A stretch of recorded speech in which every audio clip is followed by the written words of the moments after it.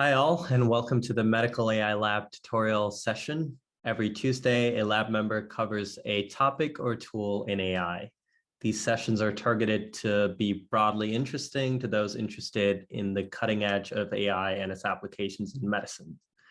This week, we will have Aditya Gulati talk about JAX, which is a machine learning framework that has been gaining popularity in machine learning research. So without further ado, I'd like to welcome Aditya to share this session with us. So welcome everyone to the skills building session on introduction to JAX. My name is Aditya Gulati. Great to see a lot of new faces in this group now. So coming towards the skill building session this time. So last year in October 2021, when I was there in the boot camp, I presented one paper on state of AI. So that report comprised of latest developments in AI in research, technology, industry, and the societal impacts of AI.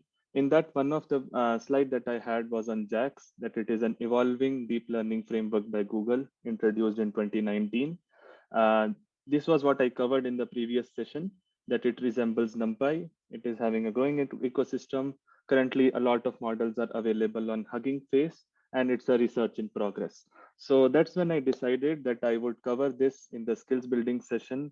I was curious to know more about this, and now I would be going towards that.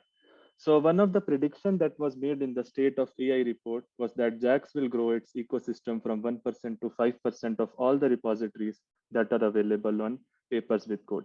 We would get to know it in this year, whether this prediction goes well or not, but this tells us like, okay, a growing ecosystem promise is there, and hence like we can have a look at it.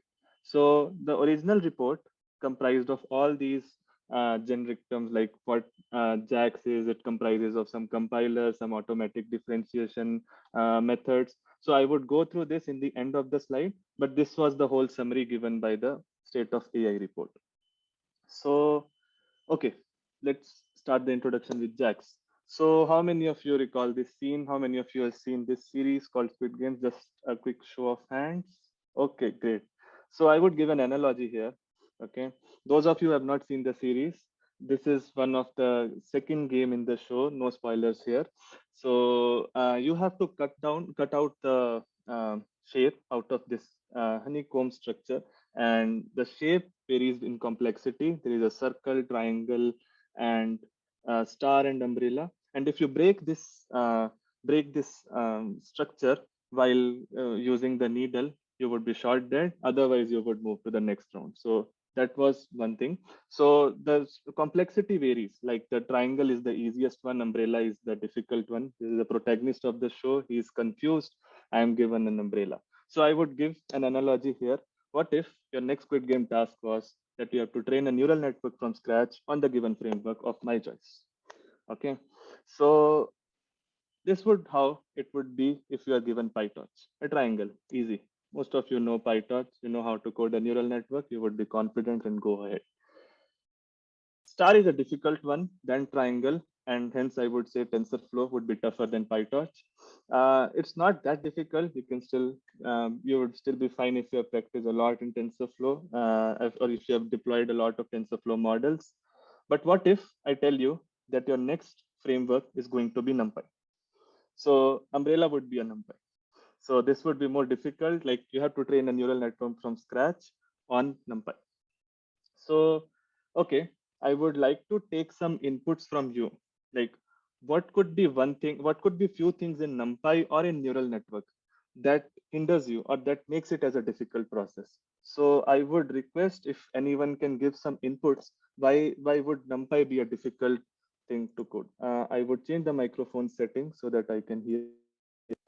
Anyone who would like to give input why training a neural network from scratch in NumPy would be difficult. You don't have automatic differentiation? Yeah.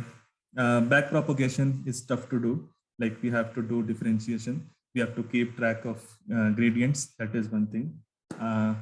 Any other suggestion here? Any other reason that you could find out?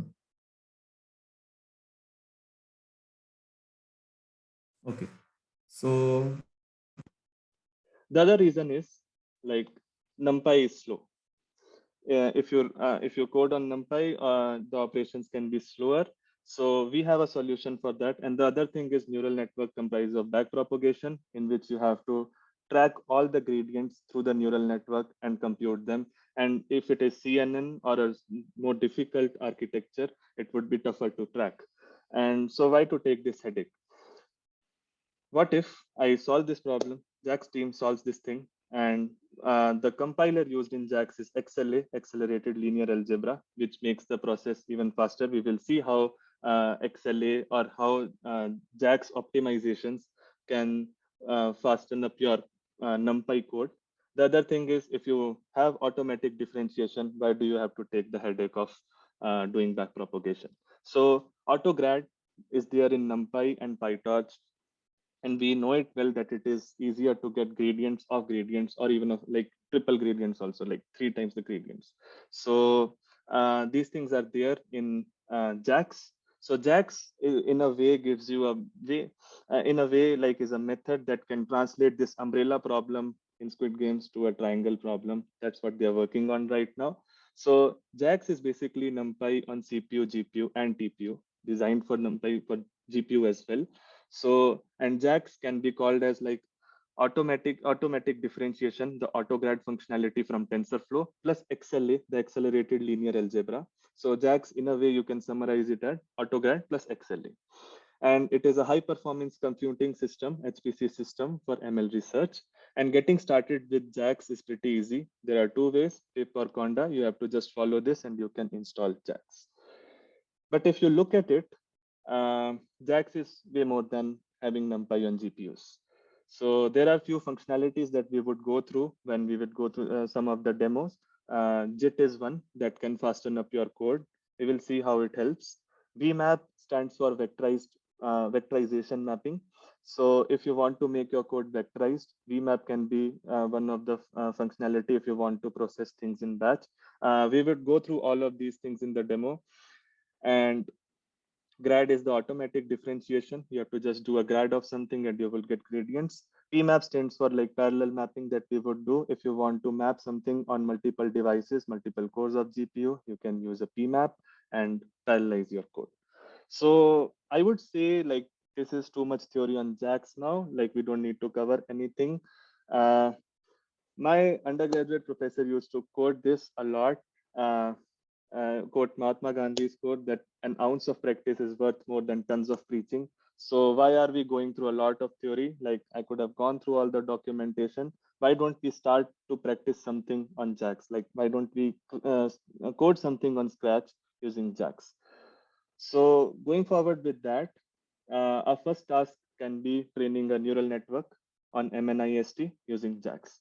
So this is pretty easy. You have to just, like this is pretty simple to explain. Like you just have a NumPy image, and we have this architecture, a very simple forward linear, like forward feed forward neural network, starting from 784 to 128 to 620 to 64, and then 10. And last layer we will apply cross entropy, and we would train this thing. So I would now stop the presentation for a pause the presentation for a while and go forward with coding this.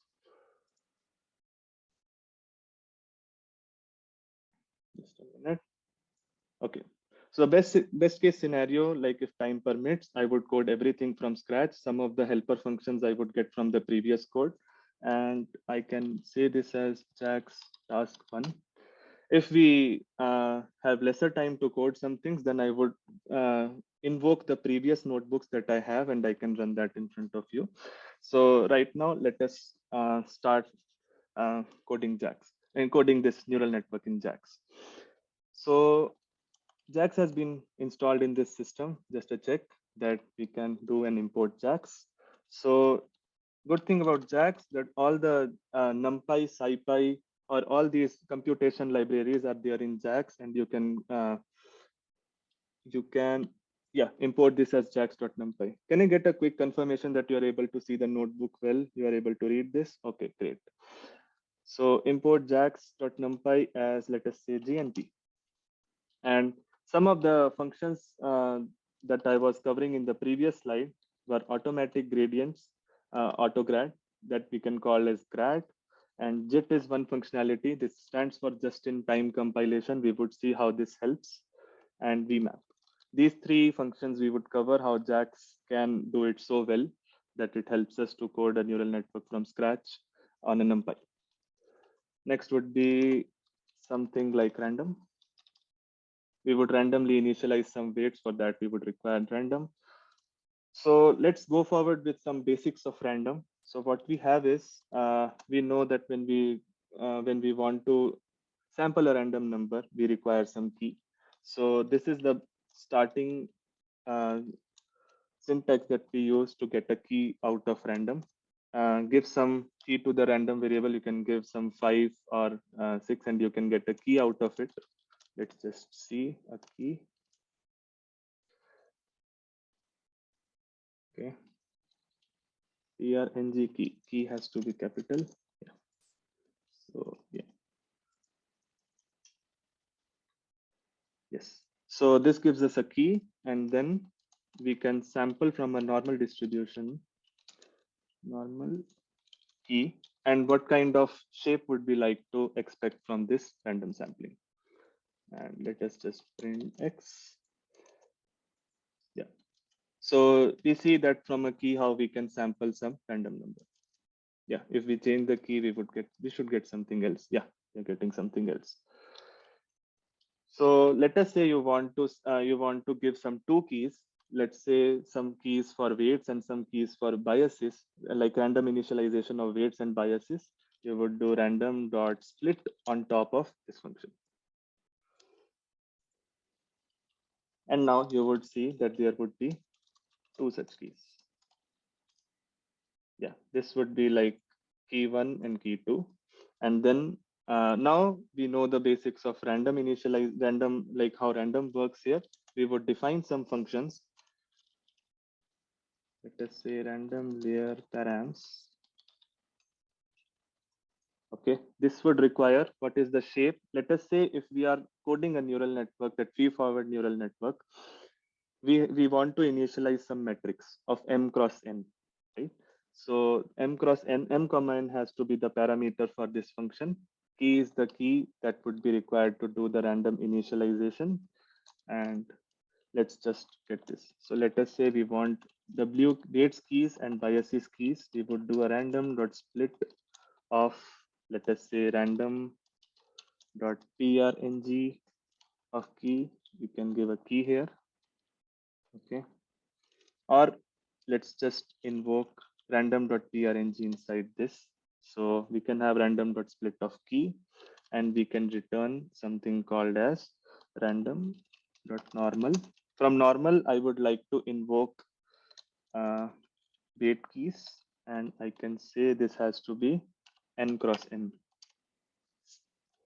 And I would like to do this for biases as well. N cross 1, I think. Yeah, or n comma will do. Yeah, n comma will do. Okay, so we can define some scale of our initialization. Let's see this. Just scaling the initialized weights and biases, nothing else.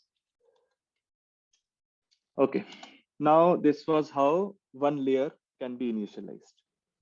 So in a way, I am going to like use the random right now. Then I would do some NumPy coding here, and then I would show like how JAX can optimize all your NumPy code. So let us say we want to initialize some network parameters. We have to just iterate this through the for loop. So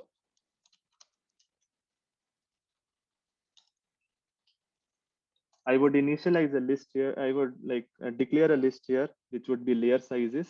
What are the layer sizes that we have in the subsequent neural network? So it would be like 784 would be the first one. Can we just look at the architecture? Okay, 128, 64, 10 can be the next ones. 128, 64, 10. I think that should be good. Yeah, so we want to initialize a matrix of 784 cross 128, then 128 cross 64, then 64 cross 10, and then 10 has to be on the softmax, and then we can do that. So what we need to do is first define a key. So random dot split of key, and we need 4 keys. So that's why I am giving like we need 4 keys, like length of sizes. This layer sizes would be passed through this function, and we would return, let us say for n key in zip sizes. Yeah. So we need to have the first one to like first matrix to be 784 cross 128. So it should start with 784 and end up till like the first key, like it would be last random vector initialization would be 64 cross 10. So we don't need 10 here. So we don't need the last element. And in the second one, we don't need the first element. So we can have this way and then keys. And now we can invoke the above function called as random layer parameters. So we have to give m, n, k. I think this is fine. Now we can say that we have initialized the parameters. Let us just test it. Let us call it to be params is equal to initialize network params. We would pass this layer sizes, comma, yeah, this random dot key can be sent. Right? Yeah. I hope this works. Yeah. So if you see this thing, parameters have random initializations, and let us see what are the shapes of them. So anything that was working in NumPy, I've replaced that with JAX.NumPy. So all those functions that were there in NumPy, most of them are covered in this. So gnp.shape will work.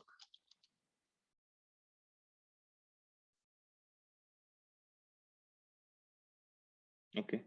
Yeah, 2 cross 28. Okay, why do we have 2 cross 28? Yeah, 2 cross 28 because one is weights, other is biases. So we can do a 00, and that should be 128 cross 784. So we have some initializations done. So we have initializations done. That was what we require from the random functionality of JAX. Now we would go and do some NumPy calculations here. Let us say if we have to code a forward pass of a neural network, what would we require? So we would require the weights and we would require the input. We can say that as image. Okay. So for weights, comma biases in this parameters, we are imagining that this parameters has to be sent into this forward pass, and the image that has been batched, like if the batch size is 32, then we can assume 32 cross that 28 cross 28 image has been sent through this forward pass function. So weights, comma biases in, let us say, params. So what would we do? So we have to do output is equal to wx plus p. So output is equal to params. Okay, we can say that as dot between, like, what would we do? Weights, comma the input. So image plus bias. So this would be our input, and we would like to let us say do a ReLU on top of this thing. So you do ReLU. We would code this ReLU pretty soon, and output. So one thing that I missed here is that we don't have to do this GNP dot and then ReLU on the last layer. So I would do this till the second last part. So -1 thing would be done later after the output of this activations. And I think I should pass this activations back into the for loop. So this has to go here. And for now, you can initialize this activations to be image. Okay. So now we have weights and bias, like we have the activations after second last layer. So we would do, let us say, we would get a final weights and biases from the params. Okay. And we would calculate the logits after it. So logits would be again wx plus p. We can do gnp dot add final weights, comma, the activations that have been flowing through, plus the biases. So plus the final biases. So this is nothing but like if you want to code forward pass in NumPy. And then we return logits minus, let us say we want to return the log probability. So that would be like log some exponential of logits. So this would be like log probability in a forward pass. So this is a straightforward feed-forward neural network.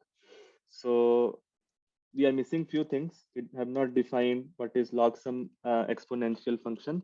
So good thing about it is that JAX covers SciPy also. So we can say from jax.scipy.special import log sum exponential. Yeah, it's there. Okay, cool. And we have not defined ReLU. So def ReLU.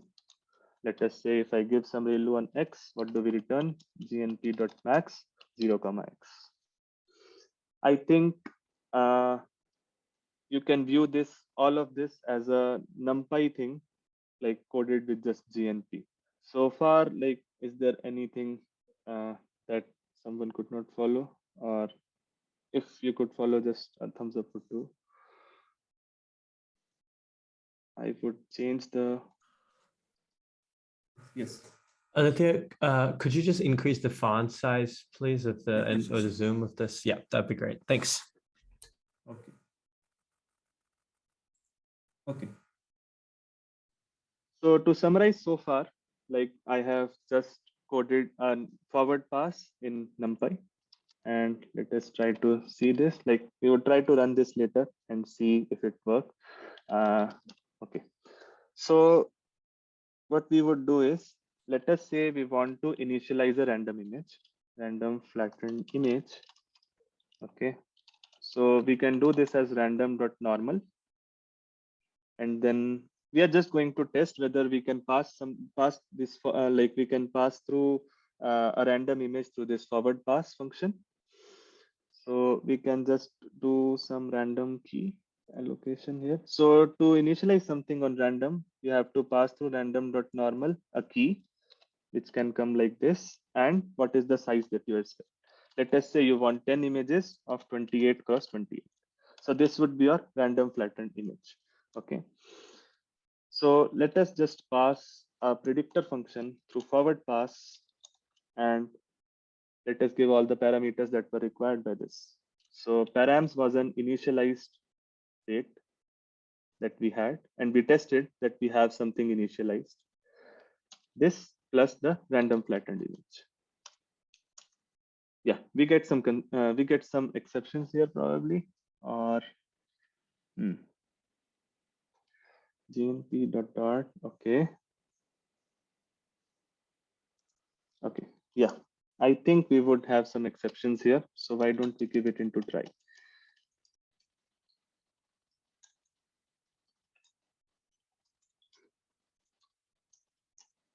Yeah, we get some exceptions here. So yeah, this exception was planned here. So I'm going to cover one functionality of JAX called as VMAP. VMAP stands for that vectorization that we had to do. So whichever function we code in NumPy, if we have to pass anything through batches, I had 10 as a batch size. If we pass that through batches, we have to call it, we have to call a function called as, we have to call a function called VMAP, and we have to pass the original function through this VMAP. So I would do a VMAP of the function, VMAP comma forward pass, and I have to give the axis on which we had to do the VMAP. So this would be on the first axis, we want to do that VMAP. Okay. And we can call this as like batched forward pass. Okay. And then we would have, let us say, batched predictions, not batch predictions, batched predictions. So we would do batched forward pass of parameters, comma, the image. So random flattened image is what we can say. Yeah, sorry, we had to do an equal to here, and then let's just see if we get any shape here. Okay, Some problem here. Okay. Yeah, I can go through my reference code. Batched forward pass. Okay. Probably, what am I missing right now? Let me just see.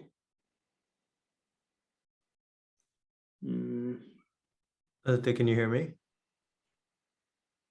No, I don't think you can. Sorry. We had to do a minimum here, and min or max is not a function in JNP. Like maximum or minimum we had to do probably. Yeah. Mistake here in ReLU. Trivial mistake. Yeah. So after batch predicts, this was the shape 10 cross 10. So basically we had 10 classes and 10 as the batch size. I think this 10 will confuse. Let me just do a 32 here. Yeah, 32 cross 10. So you can see your predictions to be, this is your logits vector for the first image, second image, third image, so on and so forth. Okay. So this was like, if I have a random image and I do a forward pass, or like how can you code a neural network? Just the forward propagation of a neural network. Now, what I would do is I would like to pass MNIST dataset through this. Okay. Before we do that, I would require a helper function. I think, yeah. So let us say if we want to load MNIST dataset, we don't have to download a dataset specifically and do that. All the TensorFlow dataset downloads that if you have ever coded in TensorFlow and you want to work in, let us say MNIST or CFAR10, all those are available in a library called as TensorFlow datasets. TensorFlow datasets. Okay. And let us say I call this as TFDS. Yeah, it's installed there. Yes, it should be. So I would call some helper functions to load a data set. Nothing is related to the JAX here. It's like if you just search it in the TensorFlow documentation, like how you can load MNIST dataset. So I would just go through this part of the code that you can import TensorFlows, store it in a data directory, and MNIST dataset is nothing but tfds.load.mnist, and you can. So good thing about TensorFlow is you can convert all those tensors as a NumPy array. So .num as NumPy we can do and get an MNIST data as a NumPy. Split that into train and test, get the features, have the specifications of dimensions here. So, and some helper function to convert all these things into GNP labels. Sorry, NumPy arrays. So train images and train labels can be taken. So this all is a standard TensorFlow dataset loading. If you go through that, you might find in the code that it's like np.shape. It's nothing but jax.numpy.reshape or np.reshape. We read one helper function, one hot encoding. We want to one hot encode like all those train labels that we have. So why don't we code one hot function? So one underscore hot. So what would we require? We require, let us say, your labels and your predictions, and let us say some t type here, gnp.float32. Okay. So this would be like return gnp.array, and this would be k, I think, gnp. Okay, yeah. Okay. So let us say 0 to k we can get, and we have to see which of them are equal to the labels. So, and we can pass a d type. So this is a one hot helper function. Let's just hope we get something out of this train underscore labels. Yeah, we have one hot encoding done. Train underscore images. Yeah, this is an MNIST data. I hope like it has some values here. Let me just see np.max or something. Oh, sorry. Yeah, np, I was used to np. Yeah, we have maximum is 255, not a problem. So why don't we see what is the shape of your train images and test images? 10 images dot shape. Yeah.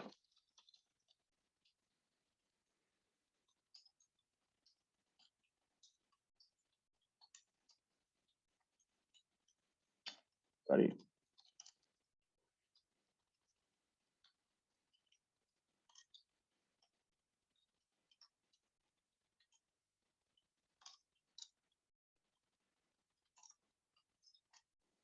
Yeah, 60,000 images of 784 flattened into a vector.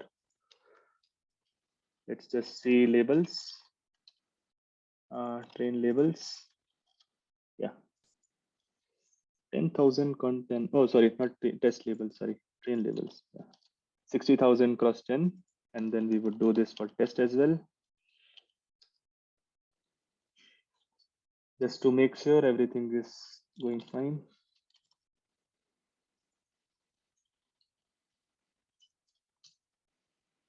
Okay, so we have everything in place. All those 10,000, like all those shapes are good. So next thing, what we would require is we would like to define loss function, accuracy function, update rule. We would like to use backpropagation. We would like to do backpropagation, and most importantly, define some hyperparameters. Let us start with defining some hyperparameters. Learning rate, let us say is 0.01. Too high, I know. Number of epochs, let us say 4. Just want to see how it runs. Batch size like 128, and let us say number of targets of your output should be okay.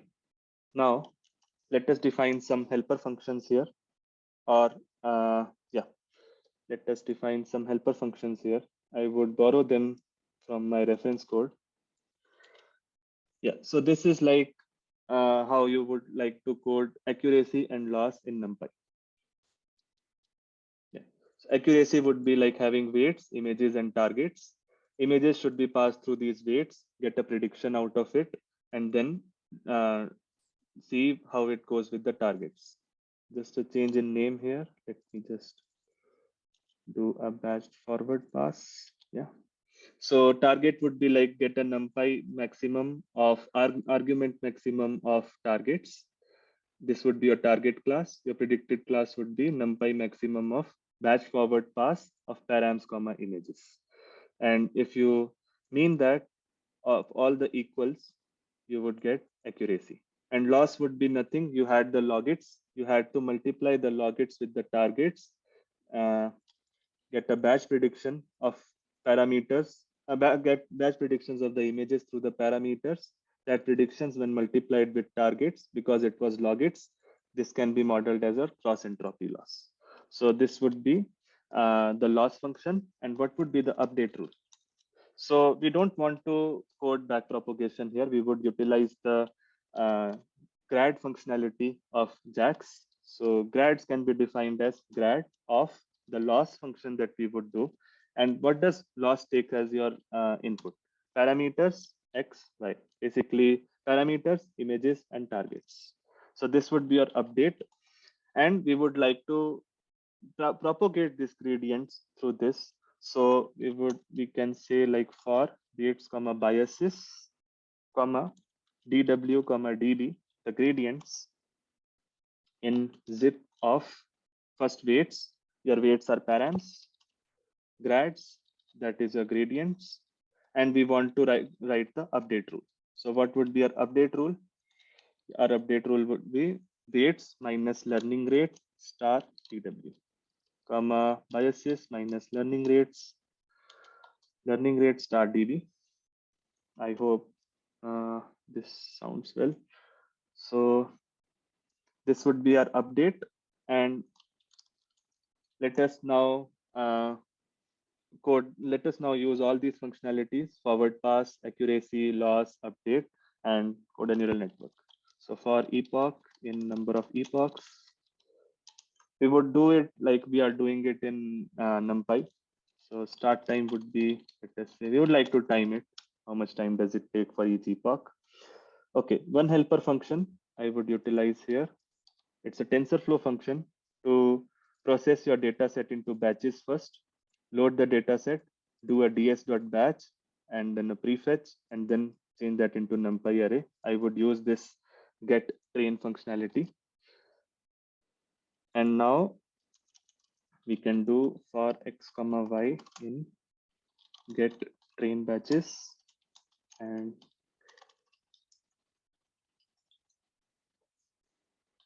let us say we get the TensorFlow vector of image here, and this would be number of pixels. Your number of pixels is like 784 here. We can just say 784 here. Okay. And y would be your one hot encoding of y and y comma number underscore labels. So we have prepared x comma y, the images and the targets, and we can get parameters using the update. So params is equal to update of params comma x comma y, and we can get some epoch time here minus start time. Okay, so now this is a basic run of this. Can be your this is like this comprises your forward propagation, then backward propagation, and then you have epoch time. We would like to see what is the training accuracy, and that would be accuracy comma params comma train images comma train labels, and test accuracy would be accuracy comma params comma test images comma test labels. Okay, now we would like to print epoch. You can say, okay, I would get the printer functions from reference.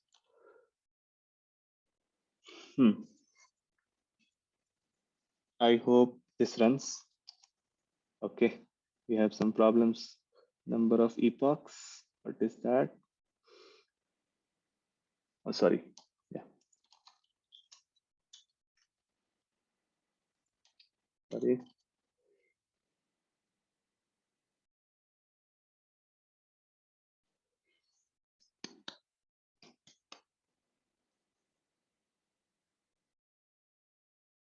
Yeah.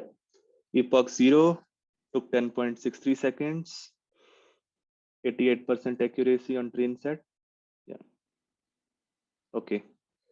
So we can see we have some MNIST training done here.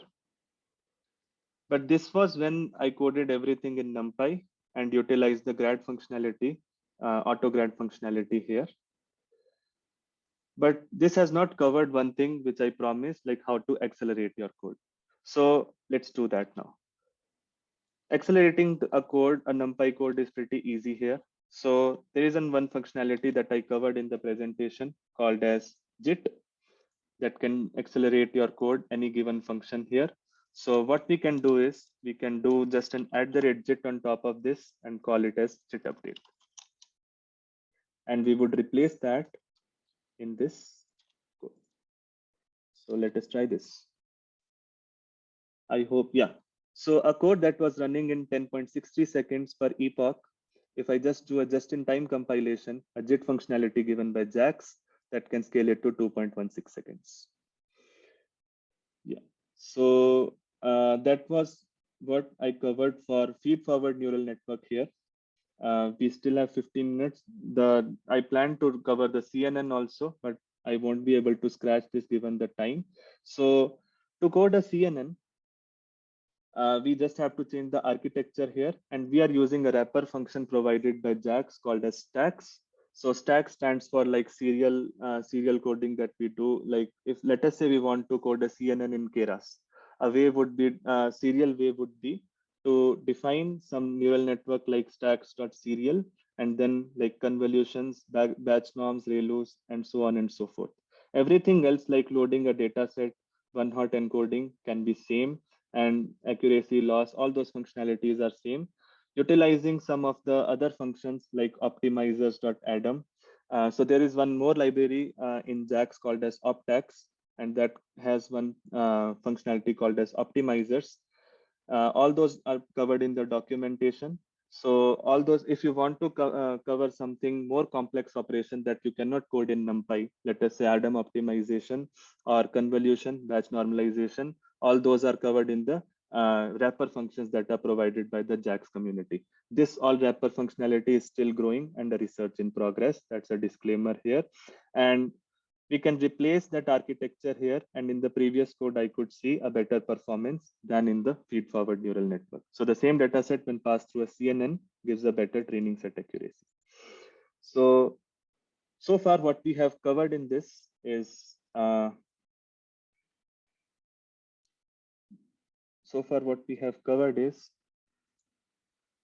me just quickly go through that. Swap here.